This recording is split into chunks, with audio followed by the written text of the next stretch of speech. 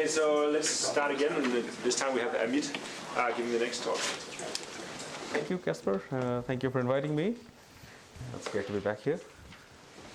Okay, so I'm going to be talking about time-space trade-offs, which I think a lot of you know about. It's an old topic in complexity. And for something called the memory game, I will introduce what the memory game is in a bit. But first, let me do a bit of warm-up by saying how we came to even think of this problem. So I should say, oh, by the way, that the person who this is joint work with, you may not have heard of her yet. She was a brilliant undergraduate student at Dartmouth. She's now at Stanford, and I suspect you will hear of her a lot over the next few years. Right. So here's an open question from data streaming that I have been interested in for an embarrassing number of years at this point. We have a stream of edges that form an n-vertex graph, and let's say we want to find the maximum matching in this graph, or find a maximum matching in this graph. So I have a typo over here. This should say n squared. It's saying nothing if it's n. In a single pass, this problem is maximally hard. It requires n squared amount of space, and that's very, very easy to prove. It's a one-line reduction from the index problem. Okay. But if you have more than one pass, suddenly it seems very hard to prove anything, and it was not until pretty late that Guruswamy and Onak in this fairly non-trivial tour de force kind of paper showed that with p passes you need slightly superlinear space. The extra bit in the exponent goes down as 1 over p roughly. So somewhere at around log n passes, this lower bound bottoms out, and you get nothing beyond omega n, which is trivially the case because the matching is of size omega n. So I conjecture that the correct trade-off for passes in space should be that the product is omega n squared.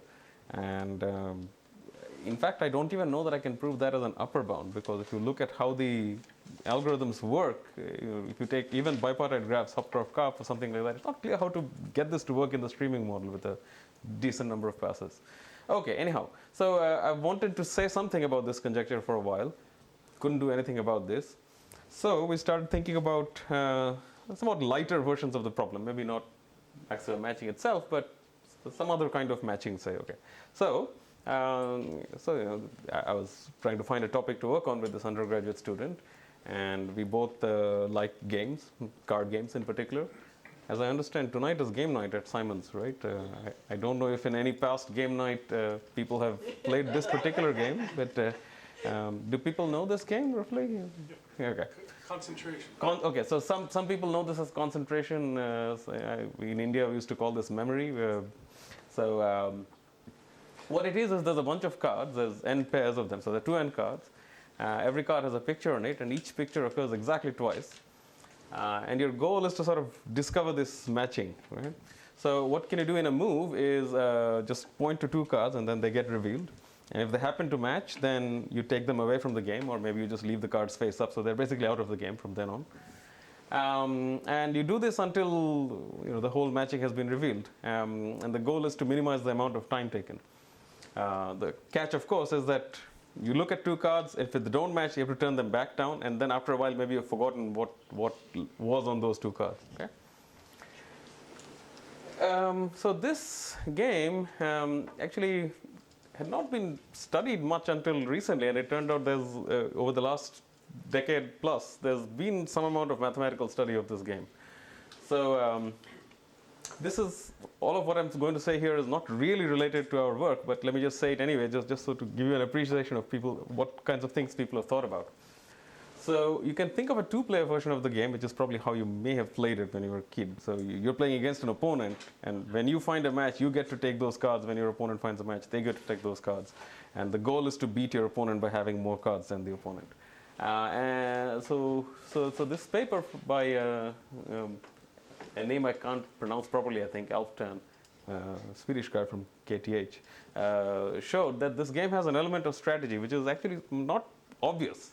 It's not obvious that this is not just a dumb luck kind of game. Anyway, so for the rest of this talk, I'm not thinking of the 2-player game at all. We're going to look at the solitaire game, which is just a single player trying to minimize the number of moves. And for this, you can consider, for example, the optimal number of moves required by a strategy, assuming that the the cards are just thrown out at random, right? So if you have a uniform random ordering of the cards, and then you start pointing to cards and picking and looking at them, let T of n be the optimal number of moves required in expectation. Then there's a paper from 13 that gives some non-trivial upper and lower bounds on T of n. I won't state what they are because we have basically the tight, really tight results.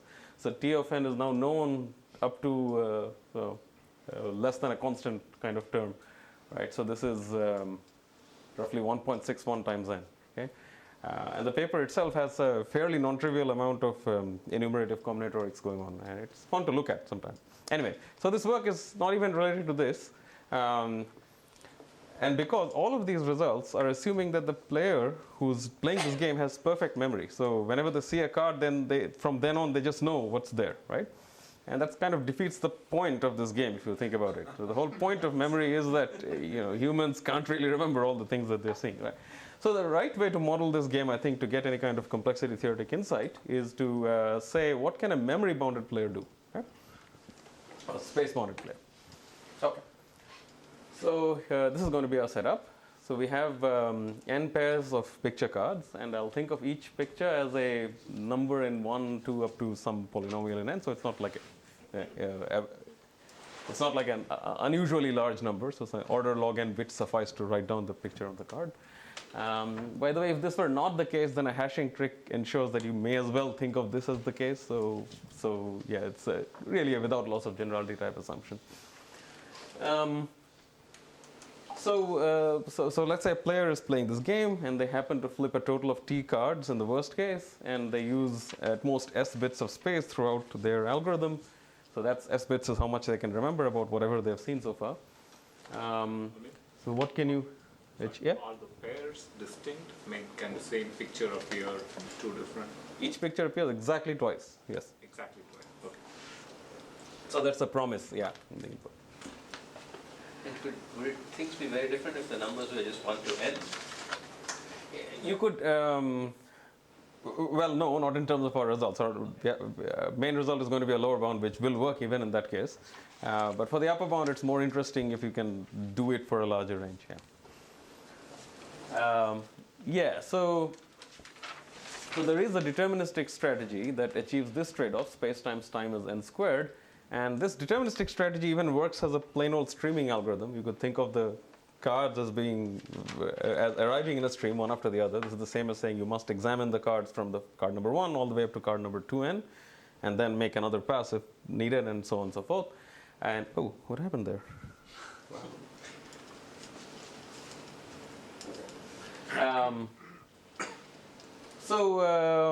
It's not hard to see that using S space, you can solve this whole thing in n over S passes, and each pass is basically n amount of time because you're looking at every card once.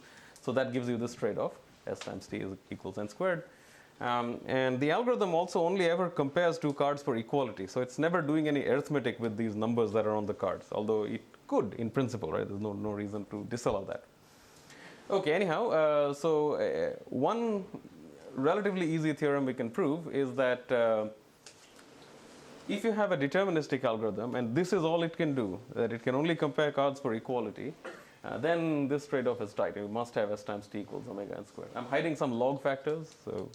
So this means that you can also only store like the names of cards in your memory, right? Yeah, you have to be precise about the model. So let's say, okay, so the model is that you can store a working set which consists of just some, the cards as opaque objects, and the working set's cardinality is bounded by this S, let's say, and yeah. So this is proved by an adversarial strategy that I will not describe. I won't go into this anymore. It does require a little bit of care. It's not totally trivial, but it's not too hard. What I mainly want to talk about is this result. So this was only equality, and here I'm going to allow arbitrary operations with the integers on the cards, and I'm going to allow randomized algorithms. And in this setting, we can prove this trade-off that S times t squared is n cubed. Which is not as good as S times t equals n squared. So at the end, I'll comment about optimality of this or not or what. But anyway, this is what we can prove.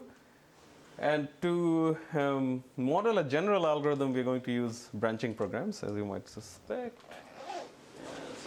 let me talk about a bunch of related things, not talk about, but mention a bunch of related things in the branching program world that are all quite old, as you will see. As I said, this is a classic topic. So the granddaddy of all these papers is a paper of Borden and Cook that introduced sort of a ubiquitous technique for proving these branching program lower bounds. So they considered the sorting problem. So you have n integers in some reasonable range, and you have to sort them. And they gave a trade-off roughly of the form s times t equals n squared. And they introduced a certain counting technique that we will soon get to see. And by applying this same counting technique and then adding more and more ingredients on top, a whole bunch of other results got proven. I should single out one of these results due to Paul, which considers this problem. So you have n integers between 1 and n, and you have to output all the unique ones, so all the integers that appear exactly once in the list. Okay? So he shows that this requires s times t equals n squared, and this is somewhat reminiscent of the kind of thing that we have to solve. If instead of outputting things that appear exactly once, I require you to output all the elements that appear exactly twice, say. It doesn't fundamentally change this problem, and this lower bound still works. And that sounds an awful lot like memory, but actually memory is easier than this, because in the memory game, we have this extra promise that the input is in fact just n different pairs. Right? And somehow there's something in Paul's argument that requires a more general input to be considered. All right, so the challenge is to get some kind of lower bound even under this promise. And one can say the same thing about the relation of memory and sorting. So if you could sort your input, you could certainly solve the memory problem. So, but that makes memory easier than sorting. So the lower bounds, the existing lower bounds don't apply. Okay, so just to be sure we're on the same page, let's describe this branching program model. A branching program is like a decision tree, except that we're not making just decisions here, we're outputting bigger things, and also it doesn't have to be a tree, there can be, it will be a DAG in general. So let's say we have this kind of layered DAG. Every node reads a variable. Remember, the variables take values from 1 up to r, so there are r children of each node into the next layer, and then you read another variable, and so on and so forth. And as you read, as you traverse an edge, you can decide to output 0 or more matches, where a match is a triple of this form, ijv, which is a declaration that xi equals xj equals v. I have found value v at card location I and location j. So if you use time t, that translates to this DAG having depth t, and if you use space s, that translates to each layer of the DAG having at most 2 to the s nodes. So s bits corresponds to 2 to the s different possible states at each layer. Okay. Is the model clear? Any questions about the model itself? Oh, yes, go ahead. So you have to output all the matches, and it's okay if you output the same match more than once? Let's say it is, yeah. It won't matter. Somebody has some other question? No. How do you access your randomness? Okay, so right now this is just deterministic. Okay. Yeah, I'll talk about random at the very end. Okay. Right, so thanks for that question. So I'm actually going to describe the lower bound for deterministic algorithms, and then I'll say at the end what you need to do to get a randomized lower bound. Okay. So this is theorem 2 spelled out more carefully. So this is called an R-way branching program. So every R-way branching program, provided R is n or more, I think this was Madhu's question, is n enough? And yes, it is. If it has length t and width at most 2 to the s, then you have that trade-off. Okay, so let's say a little about how to prove this. I'll hopefully be able to give you enough of an outline of the proof that you'll be able to fill in the details if you care. All right. So we're going to divide time into stages. So this is the thing that Borden and Cook did. Okay, and I'll tell you what's the advantage of dividing time into stages. So a stage consists of roughly r consecutive layers of the branching program. And let's pick one such stage. Each stage has a bunch of nodes that could be thought of as roots of sub-branching programs that consist of only that stage. Okay? So we'll soon zoom in on one of these sub-branching programs and try to say something interesting about it.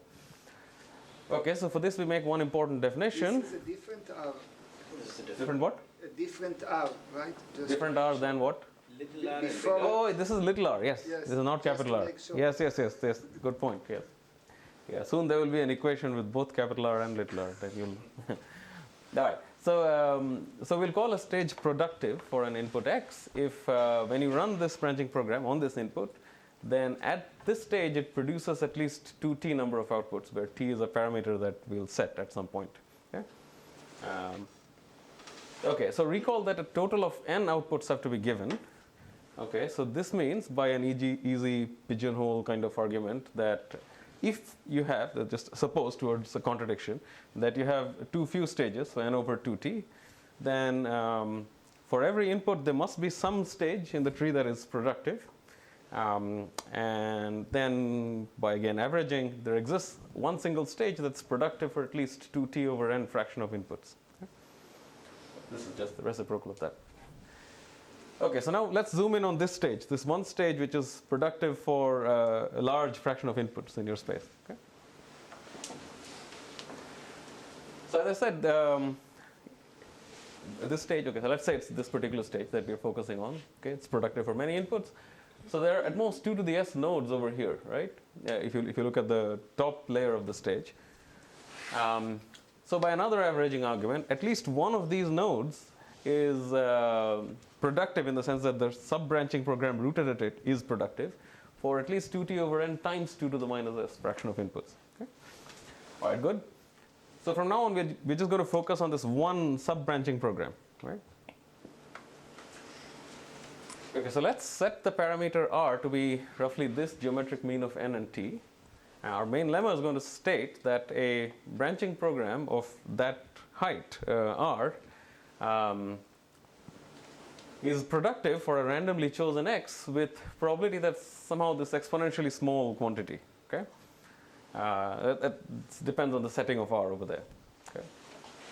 Now, on the other hand, this branching program that was chosen by this process has to be at least this productive.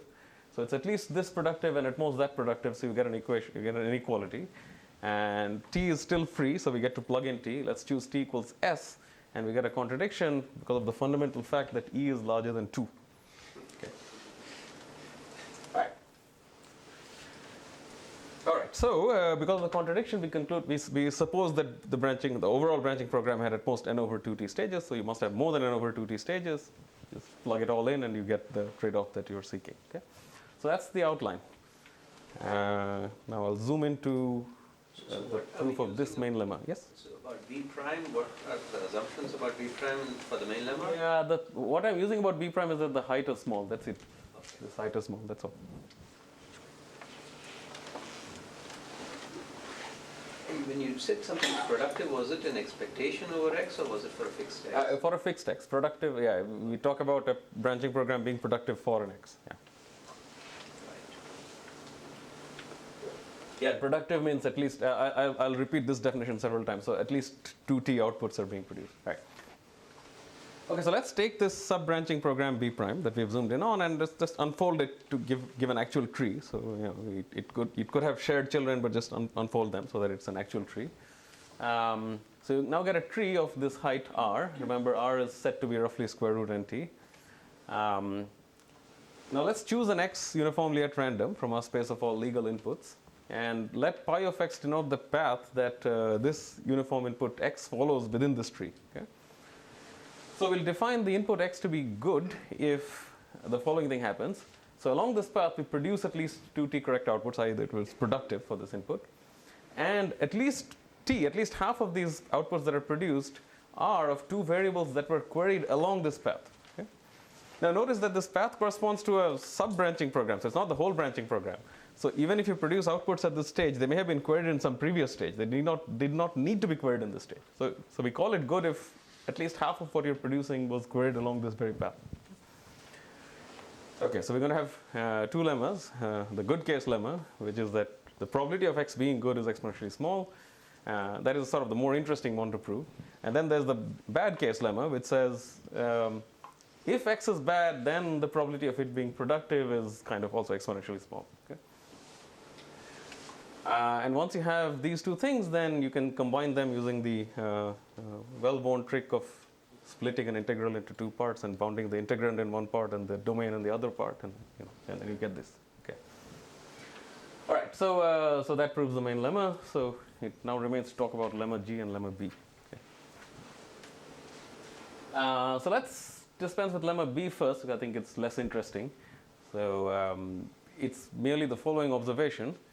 So if X is bad and yet it's productive, then it means that quite a few of the outputs you're giving, so at least more than T of the outputs you're giving, are based on guesswork. So you didn't query the variables along this path, and yet you're declaring that the value of some input is equal to a certain value. Okay? How likely is this to be correct? Well, a total of R queries are made by this sub-branching program. So the domain size is capital R. So that leaves R minus R values that you never saw. And any unqueried variable could be equal to any of these R minus R values. Okay, so the probability that all of your declarations are correct is something like this, which is exponentially small in T. Yes, at that particular stage, aren't you at a particular node in the branching program, and so you have, which sort of encapsulates information from what you've done above? Yeah, yes. So right. So the point is that you're now looking at a uniformly random X which may or may not even reach that node that's on top. Okay. So in fact, most often your uniformly random X won't even reach the node that you're analyzing. Okay. So this probability is a statement about what is the probability that this uniformly random X, if you happen to start it at this node by force, then it would produce these many correct outputs. Okay. So the operative word here is correct. So it's producing these outputs, of course, because the branching program says write this, but these outputs may not be correct. Why do you use the small memory? So when I use what? Why do you use the fact that this memory is small? Oh no, I haven't used it yet. But it's not going to be used within here. Oh. The fact that the memory was small was used a while back. So back here. Whoops. It's right there. Yes, here. When I did this 2 to the minus s over here, this inequality uses the fact that the memory is small. This inequality does not use it. Which is why we are unfolding it into a tree. Yeah, exactly. We don't care. We're unfolding it into a tree, yes. All right, so let's look at the good case. Okay, so here at least we do something somewhat interesting. So once again, X is good if at least 2 T correct outputs are produced, and at least 2 of those outputs were of 2 variables that you actually queried in this path. Okay.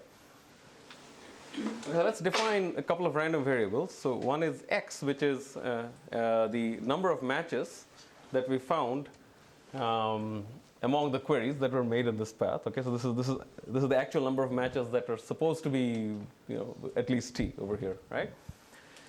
And let Y be a different random variable where I say, okay, ignore what's happening along this path pi x and just say what is the number of matches that I would found if I just queried x1, x2 up to xr, just the first R variables. Okay.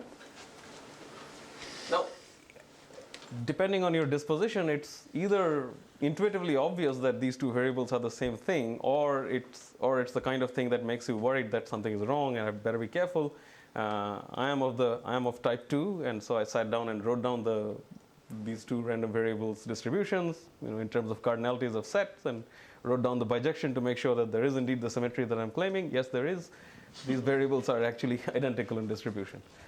Okay, so to bound the tail of x, it suffices to bound the tail of y. Okay. Now, but y has an easier formulation. It doesn't depend on this path, whatever this thing is. It's a much easier thing. So you can, in fact, abstract it like this. You have a bag which has 2 n balls, and there are 2 of each color, so there are n different colors. And I'm going to pick r balls from this bag without replacement and count how many matching pairs I got. Okay, and let that number be y. That's the same random variable. Okay, so this y is clearly a sum of indicators, where ij says ij is an indicator for getting both the balls of color j. You can compute the expectation. It's a straightforward exercise, and you get something like r squared over 4n. And remember that we want to bound the tail, so we want to know what's the probability that you get at least t, given that the expectation is so much. So roughly speaking, Chernoff bound should tell you that it's exponential in minus t times log of this number over that number. There's an extra E because the Chernoff bound doesn't quite say that, but you can get it. There's one catch though. You can't quite do Chernoff because these ij's are not independent. However, they're dependent in the right way. So they're negatively associated. The formal way to argue this is to actually do a formal proof that these things are negatively associated. It's a couple of lines if you know this technology. Okay, so I'm not going to go more into that. So with that, the two lemmas are proved. So to recap, this proves the main lemma, which lower and which upper bounds this probability of being productive, and there's also the lower bound from the earlier Borden-Cook counting argument. Combine them, and you get your contradiction.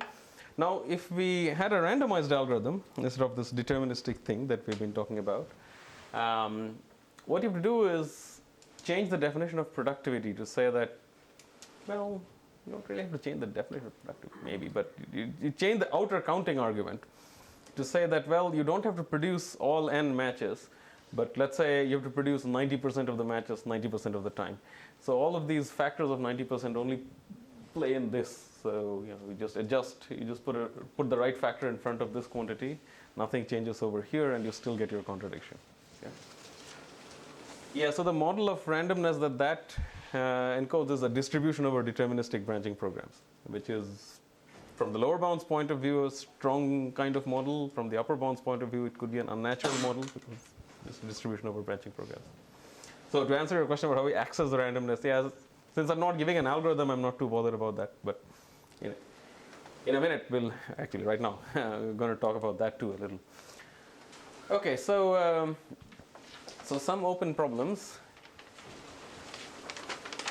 So the first lower bound that I just didn't prove but claimed was that space times time is omega n squared if all you can do is equality queries.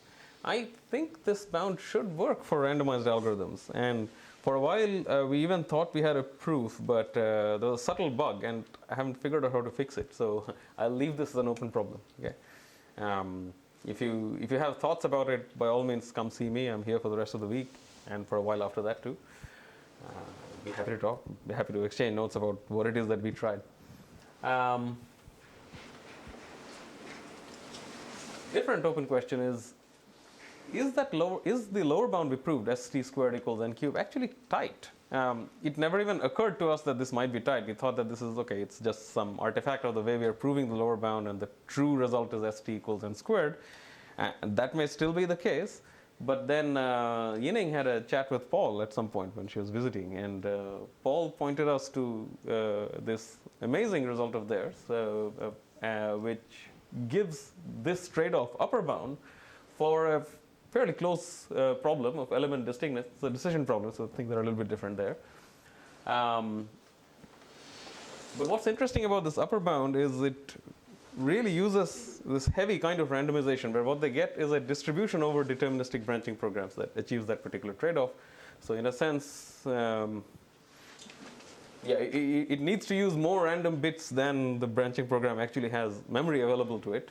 But in terms of actually storing information about the input, it's S-bounded. And the algorithm is highly non-trivial. It uses Floyd's cycle finding algorithm as its core, and has a lot of neat tricks on top of that to identify one colliding pair in the input in small space and say square root n time. So we did try to see if these ideas can help us solve our problem, because our problem is also about finding equal pairs, but somehow a lot of effort is spent finding just one equal pair, and we have to find all the equal pairs. So their ideas don't directly give us an algorithm for our problem. But it's possible that there's some further trickery which will do the job. Okay, good. So there's a chance that lower bound actually might be tight, or not. Maybe we can get a stronger lower bound. Maybe we can get a stronger lower bound for somewhat more restricted branching program models, such as comparison branching programs, where you allow more than equality tests. So I allow actual ordered comparisons, but it's still not full generality. I'm not allowing arbitrary computations on the input. So there is a result of Yao in this model giving that type of trade-off for element distinctness. So it's possible that some other techniques could work for our problem. But anyhow, these are open questions. Please let me know if you have thoughts on any of them. Thank you.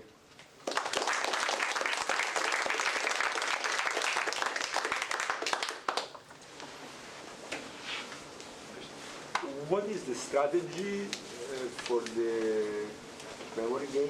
For the upper bound. Yeah. Oh, yeah, it's you do almost the first thing that might come to mind. Open up the first several cards as much as your memory will allow. Memorize everything that's in this set. And now, so you can do it as a streaming algorithm. So just treat all the cards as one stream.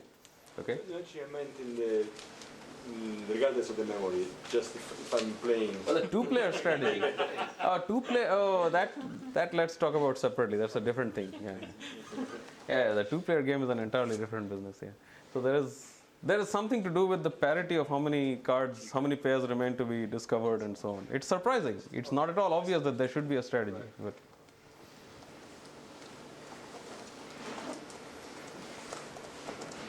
Okay, let's thank Amit again.